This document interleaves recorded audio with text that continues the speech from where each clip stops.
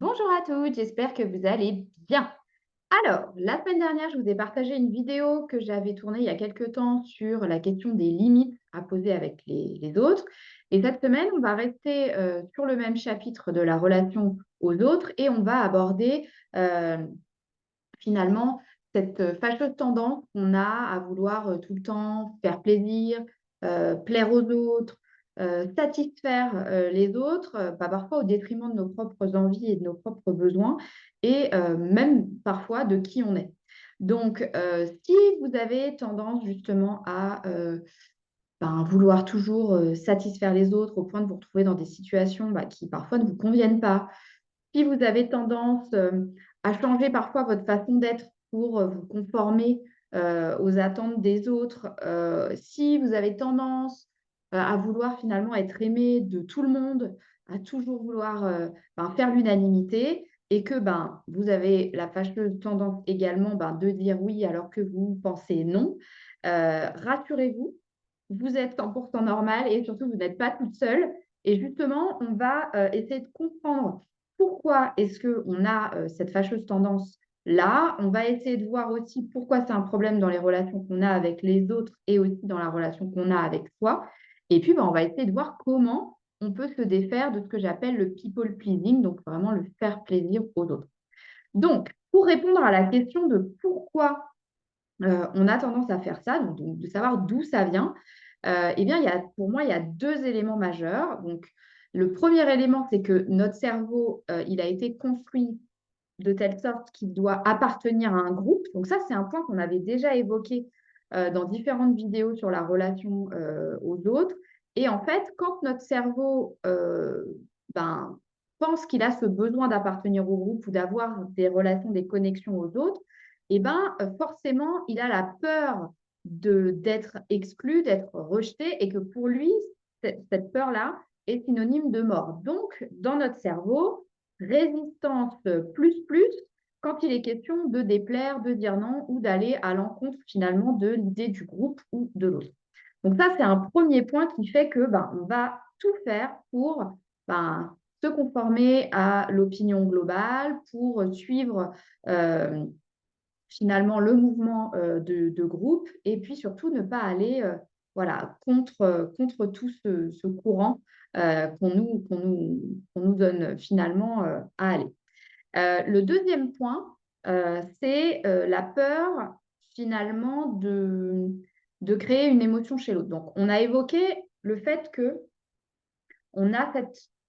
croyance, je dirais, un peu universelle, que nous sommes à l'origine des émotions des autres et qu'évidemment, ben, eux aussi vont pouvoir créer les nôtres. Donc ça, c'est pareil, c'est un point qu'on avait déjà évoqué et qui est dans la question un peu plus large qu'on appelle l'enfance émotionnelle, dont j'avais déjà aussi parlé dans d'autres vidéos. Mais finalement,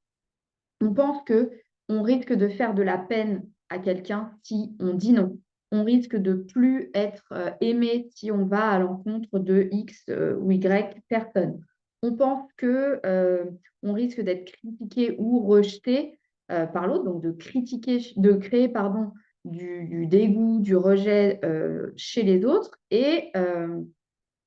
du coup, ben, finalement, ben, on n'a pas du tout envie de ça. Et en fait, quand on croit tout ça, c'est-à-dire quand on a à la fois peur d'être rejeté et à la fois qu'on pense qu'on crée les émotions des autres, eh ben, ça crée un problème parce que ben, on n'est pas soi-même la plupart du temps dans la relation avec les autres. Du coup, la relation en elle-même est biaisée. Ensuite, vu qu'on pense que l'autre est responsable de nos émotions, ben, on va avoir tendance à essayer de le manipuler, de le changer. Et ça, évidemment, ben, quand on essaye de nous forcer à faire certaines choses ou de finalement nous faire rentrer dans une case dans laquelle on n'est pas censé rentrer, ben, on va développer du ressentiment vis-à-vis de l'autre et ben, d'une certaine façon mettre un peu la relation en échec. Et le point aussi qui pose problème, c'est que quand on est dans cette attitude de people pleasing, de faire plaisir à l'autre en permanence, de finalement les faire passer au premier plan, considérer que la vie des autres est plus importante, etc., et ben en fait, on se passe littéralement au second plan, on met nos besoins, nos envies un peu entre parenthèses et on vit un peu notre vie bah, par procuration. Euh, Et la conséquence de tout ça, c'est que ben, l'estime qu'on a de soi et la confiance qu'on peut avoir en nous ben, est en baisse. Et la question qui se pose, c'est qui vit notre vie quand nous, on passe notre temps à se conformer finalement aux autres et à ce dont ils ont envie. Donc, le point dont il est question finalement ici, c'est de se dire, OK, bon, j'ai compris d'où ça vient, j'ai compris quelles sont les conséquences de cette problématique, mais par contre, comment moi je m'en défais? Parce que c'est quelque chose d'assez naturel finalement chez nous, mais bon, ça nous pèse malgré tout dans le quotidien. Donc, pour s'en défaire, moi je vois plusieurs pistes, et la première,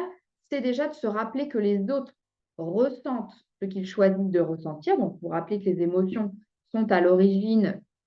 bon, évidemment des résultats concrets, mais surtout elles viennent des pensées, qu'on a dans notre cerveau. Et du coup, pour se défaire, hem, de tout ça, il faut se rappeler qu'on n'est pas responsable et les pensées et les émotions des autres ne sont pas dans notre contrôle. Donc, que quoi que vous fassiez, que quoi que vous disiez, finalement, chacun aura une interprétation de cette situation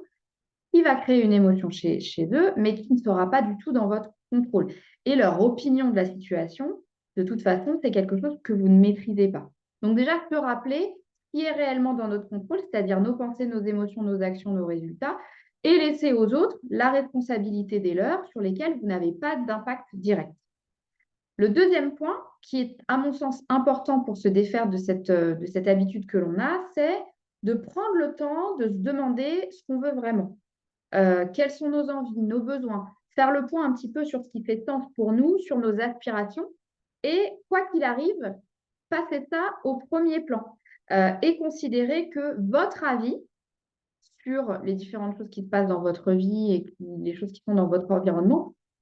est celui qui compte le plus. Alors, ça ne veut pas dire que vous ne prenez plus en considération les autres, que l'avis des autres ne vous impacte plus ou n'a pas d'importance pour vous, mais la question, c'est de se dire, OK, vous allez tout le temps faire le point sur quelles sont, moi, mes envies, mes besoins, qu'est-ce que moi, je pense de cette situation et qu'est-ce que moi, j'ai envie de faire. Ensuite, vous pouvez solliciter des personnes de confiance ou des gens qui finalement font de bons conseils, etc. Ça, la question n'est pas là, mais vous devez toujours vous demander ce qui fait sens pour vous et si vous êtes OK avec la décision que vous allez prendre derrière, si elle est alignée avec vous, avec vos valeurs, avec vos envies. Donc ça, c'est un deuxième point. Et le troisième point que je voulais finalement vous partager comme piste pour se défaire un petit peu de tout ça, c'est d'accepter qu'il y aura peut-être du tri dans vos relations et que vous serez parfois rejeté, que parfois vous allez déplaire. Et finalement, c'est peut-être la partie, je dirais, la plus difficile parce qu'on n'a pas envie de ressentir ces émotions qui sont très inconfortables. Mais déjà, il faut se rappeler que les émotions sont inoffensives, qu'elles sont là pour vous donner un message et que si vous les acceptez, elles seront beaucoup plus, je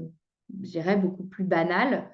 et que l'impact sera bien moindre. Mais finalement, la question que ça va soulever, c'est est-ce que vous avez envie de pouvoir cultiver des relations où vous êtes vous-même à 100% et d'avoir du coup des relations saines parce que vous pouvez être vous et vous pouvez laisser l'autre être qui il veut sans que ça cause de problème et finalement avoir peut-être moins de relations biaisées, mais d'en avoir suffisamment qui, elles, finalement, ont du sens et de la valeur et sont alignées avec qui vous êtes. Et vous permettre, vous, du coup, ben, de vous développer, de développer votre confiance en vous, votre estime de vous, et puis de rester la personne la plus importante de votre vie d'une certaine façon. Donc, c'est un petit peu difficile parfois de l'envisager parce que quand on a l'habitude de faire l'unanimité, en tout cas qu'on pense que c'est le cas auprès des personnes qui sont autour de nous, quand on a tendance voilà, à ménager la chèvre et le chou pour que tout le monde soit content, etc., c'est sûr que c'est toujours un peu difficile de se mettre déjà à dire non. Alors ça, on en avait parlé dans une vidéo précédente, mais de se mettre finalement à passer au premier plan et puis, du coup, de risquer que certains, ça ne leur convienne pas et que finalement, les relations n'en soient plus. Donc, voilà, si, c'est les pistes, moi, que je peux vous proposer. Et si vous avez envie de vous défaire de cette habitude sur le long terme et effectivement de cultiver des relations qui soient plus saines, qui vous permettent de rester vous-même,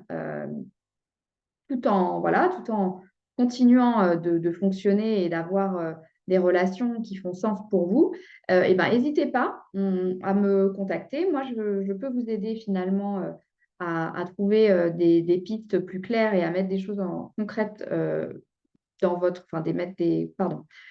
de mettre des outils en place concrètement pour que vous puissiez, ben, voilà, petit à petit, y arriver dans le quotidien et que, ben, vous puissiez, retrouver un peu de légèreté, et puis de plus vivre, bah, cette vie, par procuration qu'on a tendance, à vivre parfois de façon inconsciente. Donc si ça vous intéresse, n'hésitez pas à faire votre demande. Je remettrai le lien vers mon site et il faudra faire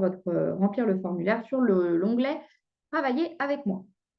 En attendant, la semaine prochaine, je fais une petite pause puisque je serai en vacances. À mon retour, on reparlera de l'amabilité et de notre définition erronée de cette notion, puisque voilà, on la définit plus comme une capacité à être aimé. Et moi, je vous parlerai de ma définition et de ce que ça peut changer pour vous et dans les relations que vous avez avec les autres. D'ici là, je vous souhaite à toutes une bonne fin de semaine et je vous dis à très vite. Bye bye.